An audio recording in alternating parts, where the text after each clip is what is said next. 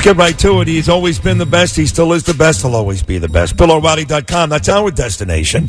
Bernie and I have the fortunate opportunity every now and then to head on over and do his show, whether he's writing columns like this one, Propaganda U, or doing videos or hosting his own TV show with Newsmax. Bill O'Reilly's the best. BillO'Reilly.com. Yeah, that's what I said, BillO'Reilly.com. Yeah, right. So he's here every Thursday at this time.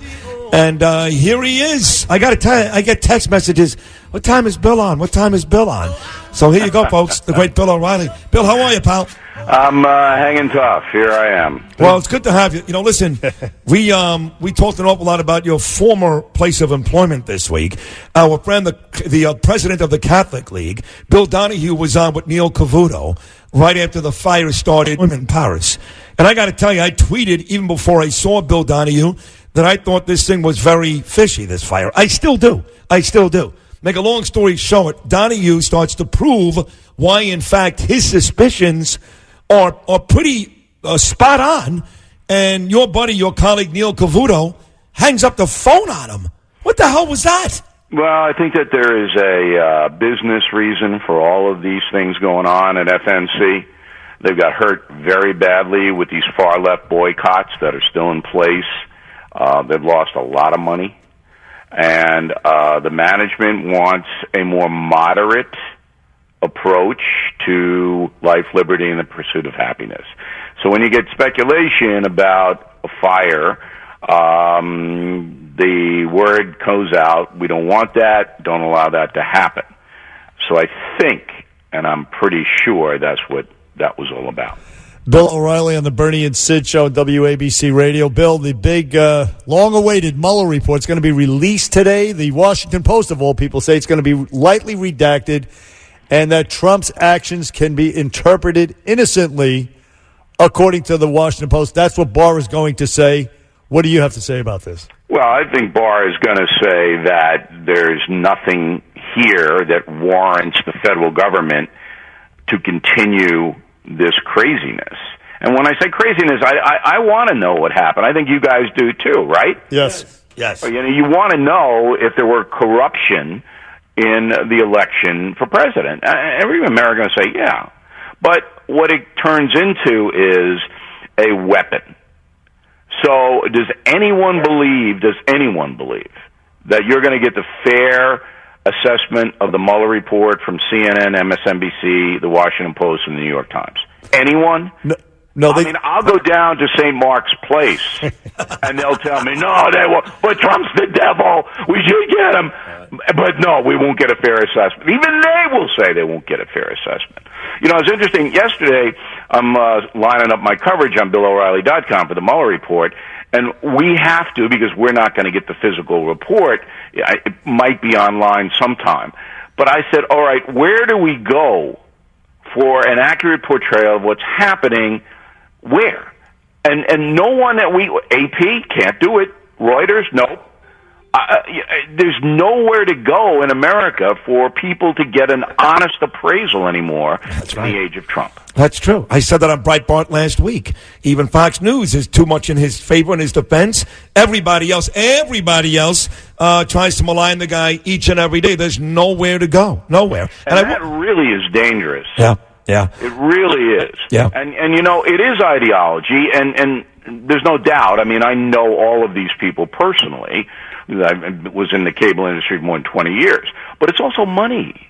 It's also the big corporations wanting to make money off either loving or hating Trump. That's true. You know, I got to tell you, when the Hillary stuff came, I watched Jim Comey that day with Bernie, Bill, that July afternoon, and he made this really spectacular case as to why she was guilty, the whole email scandal. Really. I mean, he made a great case why she was guilty, and then he said, but we're not going to charge her. And now we're hearing that Mueller is going to make a case that Trump did some bad stuff. But he just decided it wasn't bad enough. I'm starting to see some similarities to Hillary. Now Bernie says, wait a second, they didn't want Hillary. They want this guy. So if they had something, they would have gone after him. But it does sound eerily similar, no? Bernard McGurk said that. Very deep. Astute. Very deep. They can't divine intent. And here's how weird this is. I'm writing, as we speak, the United States of Trump, and I'm writing exactly that. Is that right? Yeah, we're at the point where Comey is saying that we have to reopen the election, and then 9 days later, no, it's not. Never mind, Emily Latella. And what I've found out, because not only am I writing a book, I'm reporting the book, is that the White House under President Obama wanted to wrap this thing up, and they did not want any kind of indictment against Hillary Clinton.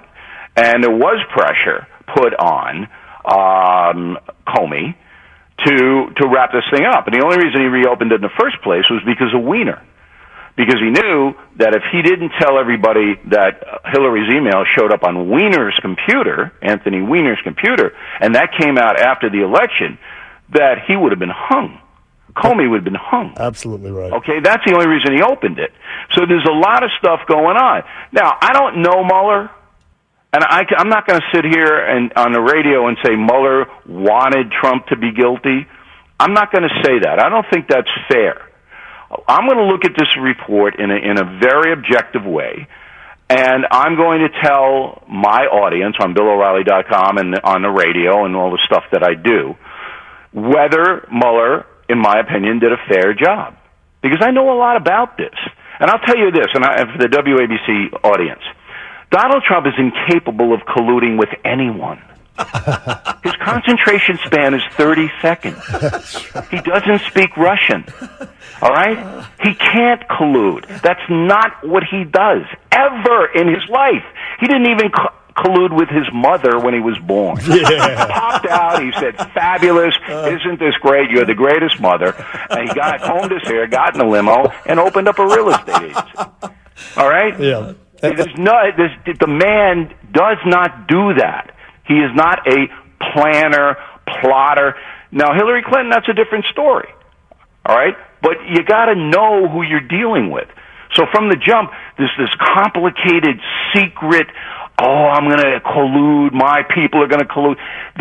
His people in the first 6 months of that campaign couldn't find the elevator. They were wandering around going, "Where's Donald?" It's true. All right? Go ahead. So he's been cleared on that, but now it's the obstruction that they're... this is insane. I know, it is. It really is. It's so insane.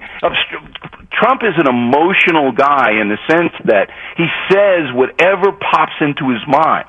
All right? Did he like Comey? No. Did he want to fire Comey? Yes. All right, for a variety of reasons. Plus, he was innocent. Who was innocent? Trump was innocent of any collusion charges, and he knew that the last 2.5 years. He didn't do anything. Right, exactly. All right, he knew he didn't do anything.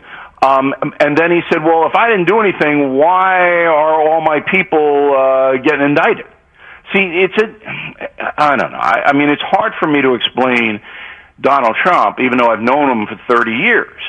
But there are, people, and when somebody tells you something about a person you know pretty well, you know right away whether the person's capable of doing it or not. Correct? Correct.